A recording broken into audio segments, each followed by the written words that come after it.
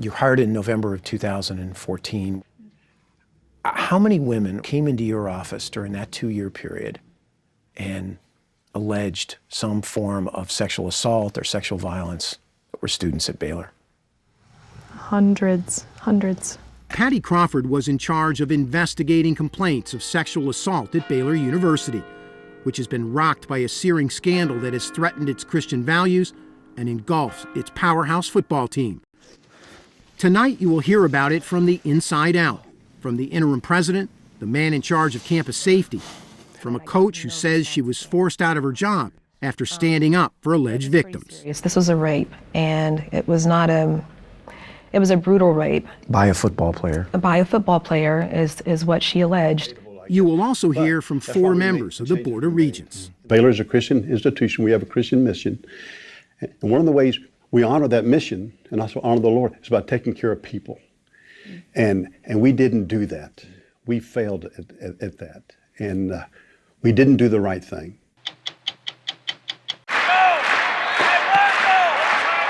When you agreed to take the job with the Celtics, were you steeped in Boston history, in Celtics history? First of all, I'm a basketball junkie, so I know the history, the championship teams of Auerbach and Russell, et cetera, et cetera. It's like a kid in a candy store when you get a chance to sit down and shake Bill Russell's hand. Or I went to Bob Cousy's house a couple weeks ago. Like those things are flooring to me. From the floor, Brad Stevens has a great view of the ceiling, where the history hangs. Live!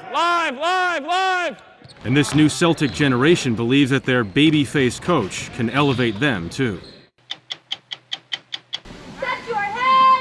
There has been a long-standing view that people with autism should avoid sports and rigorous exercise. Playing on teams and even competing individually was thought to be too active, too unpredictable, too social to be a good fit. Even going to games was discouraged. But we found that the long, untrafficked intersection between autism and sports is becoming a busy one, in classrooms, on the field, and in the stands. John Howard, a top-flight mixed martial arts fighter, has been in the middle of this debate, even though he didn't know it. This year, he was diagnosed with autism. Turns out his 9-year-old daughter has it too. She wants to play sports. What are you going to tell her? Do it. I'm Scott Pelley. I'm Armin Katayan. I'm John Wertheim. I'm James Brown. I'm Jeff Glore. I'm Sharon Alfonsi. Those stories and more on this edition of 60 Minutes Sports.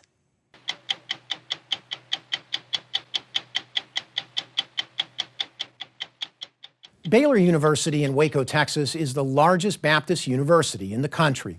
It professes to uphold a strict code of student conduct that bans alcohol, premarital sex, and until 1996, even dancing. Over the last year, the school has been rocked by a searing sexual assault scandal that threatened its Christian values and engulfed its powerhouse football team. Baylor now admits since 2011, 17 female students reported sexual or domestic assault charges against 19 football players, including at least 4 alleged gang rapes. As a result, the school president was demoted and its popular football coach was fired. Tonight, for the first time, you will experience the scandal at Baylor from the inside out, through the eyes of its interim president, the man who oversees public safety, a former coach, and 4 current members of its Board of Regents. We begin, it's safe to say, with the last person Baylor wanted to see on camera, the woman in charge of investigating complaints of sexual assault on campus. There were things that happened based on the students' allegations that were very, very violent and very bad. I'm trying to get a sense of the scope of the violence. Right. I mean, from what to what? All the way down to gang rape, horrible stories and narratives and experiences that are hard to hear every day. Her name is Patty Crawford, and she was hired by Baylor in November 2014. More than 3.5 years after the federal government informed colleges and universities they needed to take immediate and effective steps to adhere to Title IX, the landmark federal law prohibiting discrimination, sexual violence, and harassment in education. Crawford had several years of experience investigating sexual assaults, but nothing, she said, prepared her for Baylor. What's the level of a interest and infrastructure in Title IX programs as they relate to sexual violence on campus? Well, I had to build them. They didn't exist. There were no specific policies in place at all. Absolutely not. And it took 9 months for me to get my policy passed. And when she finally did, Crawford said, a dam holding back the secret of sexual assault at Baylor finally broke. Finally, they said, oh my gosh, a person is here to listen, and I'm so grateful. And a lot of them said, I'm mad that you weren't here 3 years ago. In the 4 years before Patty Crawford took over as Baylor's first full-time Title IX coordinator, the school had experienced an epidemic of sexual violence, including 4 alleged gang rapes by football players. They happened at the same time Baylor's football program was soaring to new heights. In January of 2014, defensive end Tevin Elliott was convicted of sexually assaulting a female student and sent to prison for 20 years. At trial, 2 other female students testified Elliott had sexually assaulted them as well. The violence continued to spread. In August 2015, a standout transfer, Sam Ukawachu, was convicted of sexually assaulting a Baylor soccer player. You hired in November of 2014. Yeah. How many women came into your office during that 2-year period and alleged some form of sexual assault or sexual violence that were students at Baylor? Hundreds.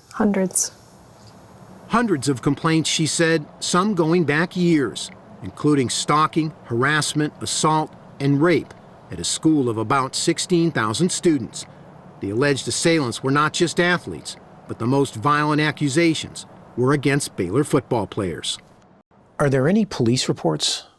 I was told by many women and complainants that I work with that they had filed police reports, whether it was with Baylor police, Waco police. But I was having a very hard time getting access to those reports, even though these cases have been closed.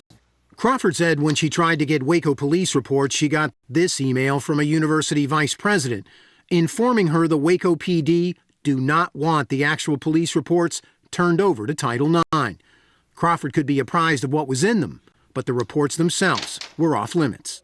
Turns out one of those reports detailed an alleged sexual assault of a Baylor student by 2 football players, Trayvon Armstead and Shamichael Chapman, in 2013, in which witnesses told police they heard fist-hitting noises, a woman scream for help, and the words, "No, no, please stop," a report that never made its way to Crawford's desk.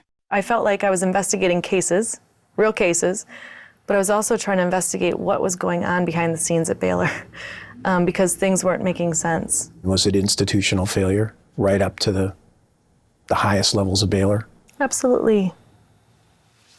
There were a lot of people like me at the university that did not want these things happening and were fighting for it, but they didn't have the power or the authority, and they were not heard. That is institutional. What drives a culture? It's the top. And that was the hardest thing for me to come to grips with, was after all of this, the discrimination became so clear, even against me. Baylor's president at the time was Ken Starr, the same Ken Starr who was the special prosecutor in the 1990s Monica Lewinsky sex scandal that led to the impeachment of former President Bill Clinton. Starr was a diehard Baylor Bear, famous for leading the team onto the field. A team that under head football coach Art Briles had gone from worst to first in the Big 12 Conference. A glorious run marked in 2011 by the school's first Heisman Trophy winner and back-to-back conference titles in 2013 and 14. And Art Briles took over one of the worst programs in the country in a very short period of time. Art Briles has led them to their first BCS bowl game. As a result of all that success, in 2014, Baylor opened a brand new $266 million stadium. In the midst of all this, LaPreece Williams was hired as Baylor's new acrobatics and tumbling coach. In the fall of 2013, Williams gave a talk at the campus chapel. Drawing on her deep Christian faith, she explained how Christ had helped her cope with having been sexually molested in her youth. After her talk, Williams told us 30 women came to her with their own stories. Did any of those women mention assaults by football players? Yes, they did. Williams said she immediately reported what she had heard to the athletic department, where she says she was told the women were not her problem and she should stick to coaching. Does it surprise you now that there wouldn't have been a more aggressive response to that? It surprised me then because I really felt that something more should have been done then. Maybe I wasn't the person to do it, but certainly I felt like something more should have been done. For Williams, the problem turned personal in the form of one of her team managers, Dolores Lozano. She tells me that she has not been to practices and she's afraid to be on campus because she was abused by her boyfriend. And her boyfriend, was he a member of the football team? He was. Williams has been working with attorney Ricky Patel, who was with her for our interview. He has filed a Title IX lawsuit on Lozano's behalf against Baylor, accusing the university of creating a hostile educational environment. Then Williams heard from another student who came knocking on her door with a story that haunts her still. This was a rape, and it was a brutal rape. By a football player? By a football player is what she alleged. Does she offer any kind of evidence of what she's experienced, or is it just her word against someone else's word? I know that there had been videos circulated of her particular incident, and she had a copy.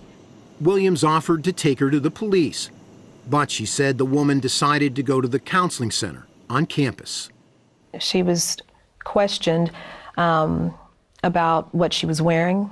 She was questioned about if she was drinking when the incident happened, and she was really made to feel like she had done something wrong. Victim blaming. Yes, and she ended up leaving the university. Williams said she was confounded by what happened next. 5, 6, 7. Concussions were always a concern in her sport, and as a registered nurse with 20 years of coaching experience, she said she took them seriously. During one difficult 6-month period, Williams told us about 10 of her athletes experienced concussions. Under pressure, Williams resigned in 2014. Looking back now, she believes standing up for the alleged victims contributed to her departure from Baylor. At the time, I didn't know why I was being forced out. It was only later when I spoke to another coach who I knew very well, who was also told that they were moving in a different direction. That coach was Jim Barnes, the winningest volleyball coach in Baylor history. According to this affidavit obtained by 60 Minutes Sports, Barnes reported that one of his players had been sexually assaulted by Baylor football players. The affidavit stated Barnes reported the allegation to then athletic director Ian McCaw.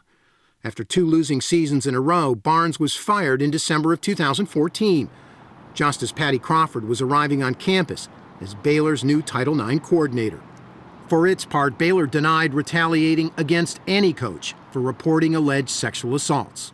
Armin Katay, nice to Yes, meet you, sir. nice How are to you? meet you. Nice to Thank meet you. you. Reagan Ramsauer is the senior vice president of operations at Baylor, the man in charge of public safety and ultimately bringing Baylor into compliance with Title IX. How much responsibility do you believe you bear in what's happened at Baylor? Well, we were definitely late to Title IX. But you in particular, sir. I mean, it was your responsibility as the head of public safety. You had control over the police department, or at least oversight. How much blame do you put on your shoulders? I had no knowledge of any of the reports. I had no knowledge of anything being reported to me. You're saying you had no knowledge of any of these criminal complaints or any of the allegations of sexual assault, even though you were responsible for the Baylor Police Department? That's correct. Is that a breakdown in procedure at Baylor, that the head of the police department would not be reporting those incidents to you? I think that it was, and the people involved in that are no longer employed by the university. And who would that be? That would be the chief of police, as well as some of the other folks, but particularly the chief of police. But Reagan Ramsauer admits the problem was bigger than campus police, a campus-wide culture that repeatedly blamed the victim. Young women who had the courage to come forward and report a sexual assault routinely told they had violated Baylor's code of conduct that prohibits drinking alcohol and premarital sex. I think at Baylor, and I think that's probably true at other places, but it's certainly our problem and we own it. People have been people have blamed victims. People have done victim blaming, and they have excused bad behavior, and I think that's some of the failures that happened, and as a result, it didn't get reported. We asked Ramsauer about that police report that never reached Patty Crawford's desk, the one that detailed an alleged gang rape of a Baylor student by football players Trayvon Armstead and Shamichael Chapman in 2013, a report that stated Baylor University was contacted about the incident. No criminal charges were ever filed against either player. Here it is, and you'll notice here, Baylor University was contacted as part and parcel of the investigation or this incident report. Nothing ever happened for well over a year. I'm just wondering what happened there. Was there an investigation, and if not, why not? You have a police report. There was a police report. I suppose it stayed with the police department. It never came out of the police department. That was a significant failure to respond by our police department. There's no doubt about it. Victim blaming would be one answer. The other answer, I'll go back to it, is protecting the football team and protecting that brand. I don't believe that was at all the reason. I really think that it was probably feeling like, and whether or not, I don't know what was said if they did talk to the victim. I don't. Well, they did talk to the victim. There's no question. It's a detailed police report. Right. There was a Title IX case that was actually opened up. We opened that up, and that was when I learned about it. And at that time, we took the appropriate actions, and eventually he was found responsible. Eventually he was, but in 2014, Trayvon Armstead was all Big 12 tight end. That would be true. Trayvon Armstead was finally expelled after Patty Crawford's investigation. Shamichael Chapman had already left Baylor. In September 2015, just days after defensive end Sam Ukawachu had been convicted of sexual assault, and the scandal at Baylor was attracting increasing public attention, Patty Crawford said she was summoned to an emergency meeting in President Starr's office. So I get a call all of a sudden that I need to run over on campus, sit down in the president's conference room and tell them everything I know about any athlete over the last 5 years. Again, I'd only been there 9 months at this point. And so I remember sitting down and I said, "Are you ready to hear this?" As I understand it, what someone said in this meeting was, quote, "What Patty is saying is not fact. Those women had mental illness. We have to stick with the facts, and there are none." Is that accurate? That is. Mental illness. Yeah. So who said that? It was my, it was Reagan Ramsauer. I did not say that. I wouldn't have ever said that. She said what you said was, what you were saying are not facts. Those women have mental illness. And you're saying you never said those I did not say that. No, I absolutely did not say that. And it seemed like it came from the fact that one of the women, was suicidal. And I remember saying, I said, no. I said, the incidents themselves have caused traumatic response in these women. They're not mentally ill. One of the women had filed this Waco Police Department report against Sean Oakman, Baylor's 6'9", 280-pound All-American defensive lineman. In the complaint, Oakman allegedly shoved the woman, whom he had been dating, into brick walls and cabinets. The woman didn't want to press charges, and none were ever filed. He calls her a slut and a whore, pushes her face down into her bed and a bunch of dog bones and treats, etc. Blames her for being raped by, allegedly being raped by other football players. No action is taken on Oakman for 2 years and 9 months. Despite this police report, he eventually receives a 1-game suspension in 2015. How is that possible? Well, it came to our attention, as you said, when the victim in this case reported it back to Title IX, to Patty Crawford. And we got a date, and we went and looked at the records, and we found that police report and confirmed it. At that point, some meetings were held. The meeting you alluded to earlier was held, and the situation was discussed. It was decided that It's 2.5 years ago, and we didn't have full information at that point, and so that was the action that the group decided to go forward with. Since that action, a one-game suspension, Sean Oakman has been indicted in another case, the alleged sexual assault of a Baylor graduate student. He is awaiting trial. In August 2015, Baylor hired a Philadelphia-based law firm, Pepper Hamilton, to investigate how the university had handled the avalanche of sexual assault complaints. In its findings of fact, released last May by Baylor's Board of Regents, Pepper Hamilton outlined what it called a fundamental failure by Baylor to implement Title IX. In one paragraph alone, the word failed is used 10 different times.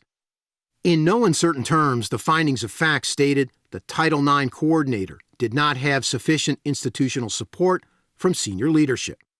Baylor responded by firing head football coach Art Briles and demoting President Ken Starr, who later resigned. At the heart of what Pepper Hamilton was asked to do was to determine where we failed. Where did we fail to respond in those cases?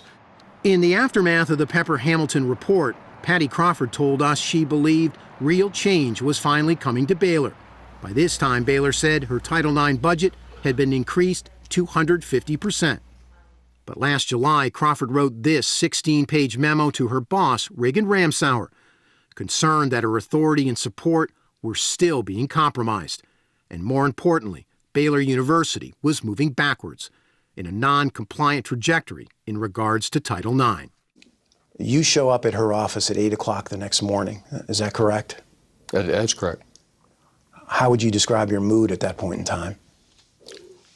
You know, my mood was fine. I was disturbed when I got the email. He was not happy, and I was shocked. I was yelled at.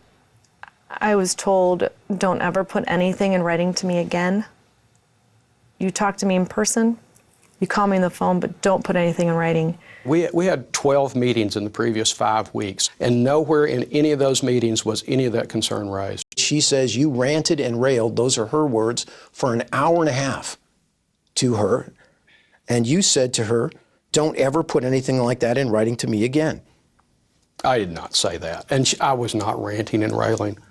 That's just complete fabrication. This past May, David Garland was named Baylor's interim president, replacing Ken Starr. Ken Starr resigns. Ian McCaw, the athletic director, resigns. He's still on the payroll. Art Briles was either fired, has reached a settlement with the university. Were they the heart of the problem, or are there other people that should be held accountable? I think the leadership ultimately is the one to be held accountable. I don't know of any other university that took this case head on and removed the president, the athletic director, and an extremely successful and popular football coach. That's how seriously we took what happened here at Baylor. Should anybody else be held responsible? I mean, I sat with Dr. Ramsauer, who was in charge of public safety. He's still employed by this university. And people are wondering why he hasn't been held more accountable. We have made enormous strides in this area, primarily through the leadership of Dr. Ramsauer. But if Patty Crawford was pointing a finger in one direction, she was pointing it in the finger of Reagan Ramsauer as a person who, in her mind, either impeded, undermined, put obstacles in place, underfinanced her attempts to implement Title IX. I find that accusation to be untrue and also unfair. Reagan is in the office right next to mine. We have a door open to each other's office. And I know, because I talked about him about this situation, and we have spared no expense in trying to address these issues. Garland told us the university has made changes. It has spent $10 million on campus safety and focused more attention on Title IX compliance. 32 members of the Baylor Board of Regents have ultimate authority over the practices of the university. Since the scandal broke, they have remained mostly silent.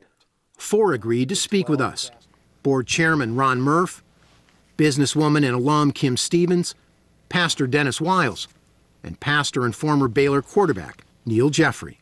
I would like to ask each of your reactions when you first heard the oral report from the investigators from Pepper Hamilton. Not a pretty picture by any stretch of the imagination. It was really horrifying to sit through hour after hour of that. After those days of meetings were over, I mean, I really felt like I'd been hit by a truck. It was a kick in the gut. This is a Christian institution. I'm a pastor. I love Baylor. And to hear that this had happened on this campus, and at least allegedly, was pretty shocking to me. Now, Baylor is a Christian institution. We have a Christian mission. And one of the ways we honor that mission and also honor the Lord is by taking care of people. And we didn't do that. We failed at that. And we didn't do the right thing. While the law firm of Pepper Hamilton and the board found massive institutional failures, both reports failed to acknowledge the gang rapes or the specific number of sexual assaults involving football players.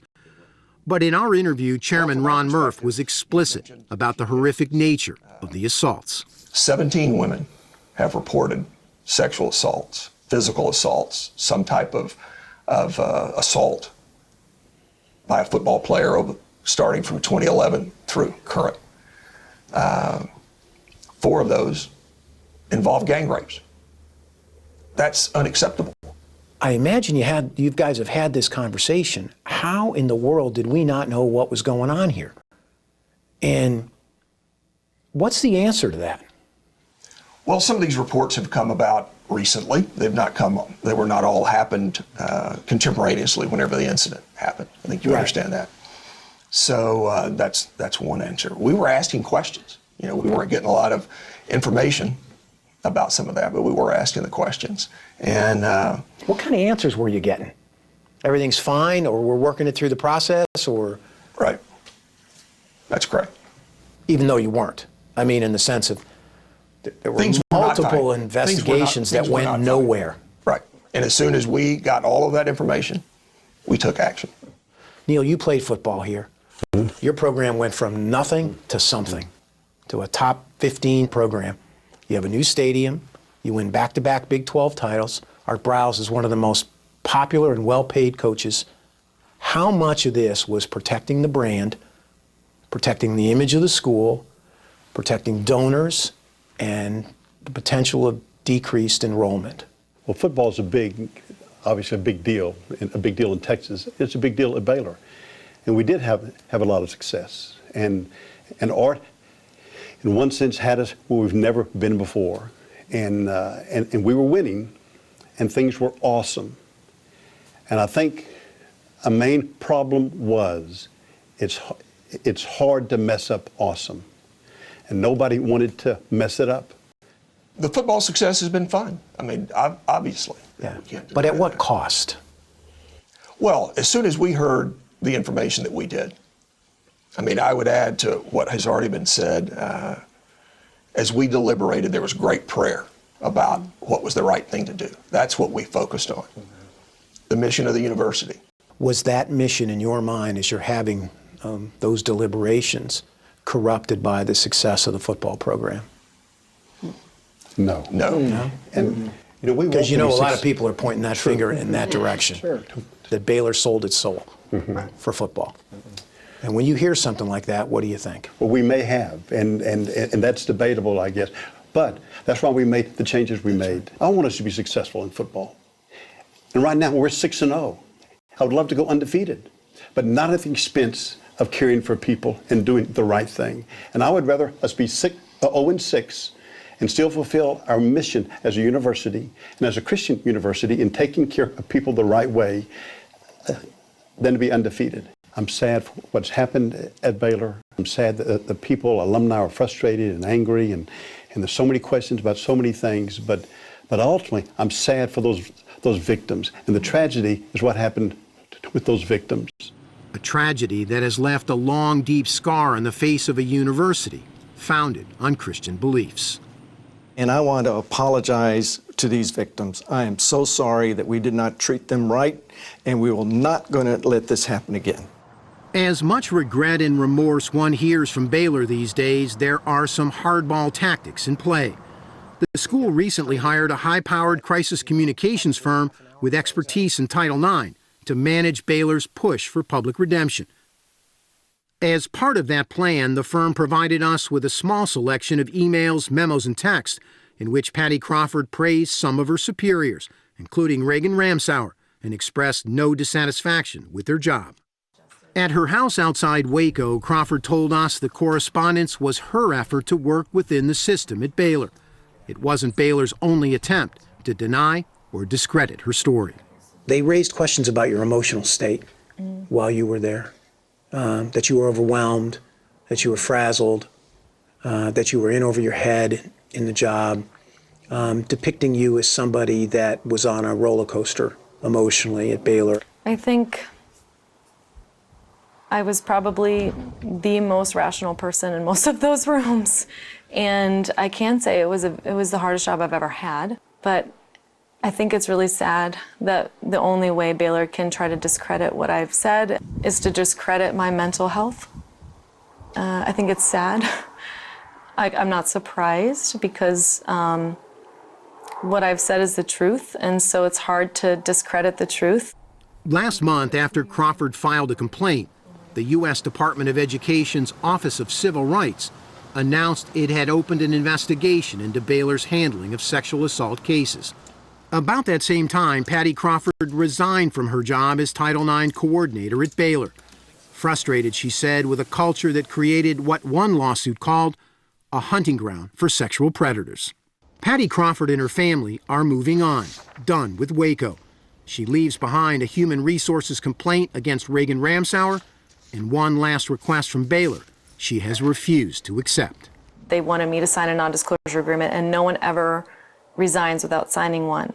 And I said, if I sign a non-disclosure agreement, that's silencing the issues that I'm concerned about, and I would not be silenced, and I didn't have a price. I would never change that decision. If I could go back, I would do the same thing again.